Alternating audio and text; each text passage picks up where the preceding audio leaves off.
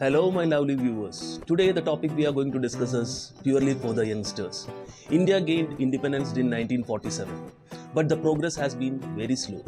Many young people left our country due to limited opportunities and inadequate infrastructure.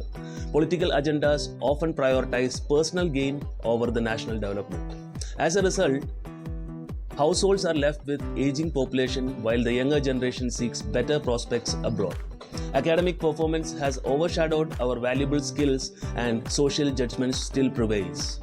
Events like Qatar World Cup demonstrate potential for global impact. Celebrating individual uniqueness is crucial. To address these various challenges, systematic reforms are needed.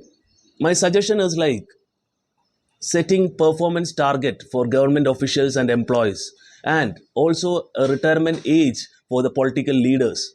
Empowering younger people is essential for driving a change for our country.